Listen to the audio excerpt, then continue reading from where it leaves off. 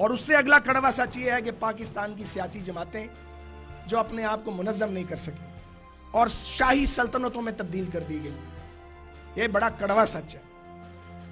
اور جب ہم یہ فیصلہ کرتے ہیں کہ ہم نے مارشل لاؤں کا مقابلہ کرنا ہے تو یہ بھول جاتے ہیں کہ اس کی کوئی تیاری ہم نے نہیں کی ہے اور ہم اس کا کبھی بندوبست نہیں کرتے۔ اور یہ بیماری پاکستان کی تمام سیاسی جماعتوں کو لاحق ہے کہ یہاں پہ ہم نام کی جمہوریت دیتے ہیں، عملی جمہوریت بھی جماعتوں کے اندر نہیں دیتے۔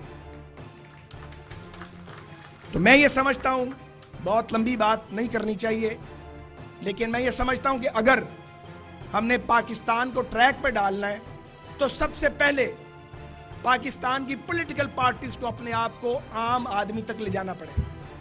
یہ ایک سوال ہے کہ لوگ کروڑوں ووٹ دیتے ہیں، لیکن جب وقت آتا ہے تو لوگ باہر نہیں نکلتے، اور باہر نکل کے لوگ سیاسی جماعتوں کی کال پہ لاکھوں لوگ کیوں نہیں نکلتے؟ ووٹ کروڑوں مل جاتے ہیں، لوگ ہزاروں نکال رہے ہوں تو ایڑی چوٹی کا زور لگ جاتا ہے۔ اس کی وجہ ہے کہ سیاسی جماعتوں نے بشمول میری جماعت کے اپنے آپ کو منظم ہی نہیں کیا۔ اگر آپ اپنے آپ کو منظم کریں، آپ لوگوں کے مسائل جو ہیں، عام آدمی کا مسئلہ، جو گلی کا مسئلہ ہے، گاؤں کا مسئلہ ہے، اس کے ساتھ اپنے آپ کو ریلیٹ کریں، اپنی قیادتوں کو تربیت دیں اور پک اینڈ چوز نہ کریں، تو پھر آپ دیکھیں اس ملک میں کبھی مارشل لا نہیں آئے گا۔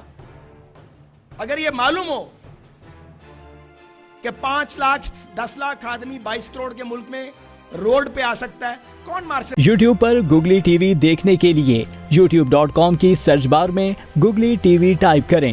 گوگلی ٹی وی کے پیج پر سرخ رنگ کے سبسکرپشن والے بٹن پر کلک کرنا نہ بھولیے۔ یوٹیوب پر اپلوڈ ہونے والی ویڈیو سے باخبر رہنے کے لیے بیل آئیکن پر کلک کیجیے۔ آپ کو ہر نئی آنے والی ویڈیو کے بارے میں نوٹیفیکیشن موصول ہو جائے گا۔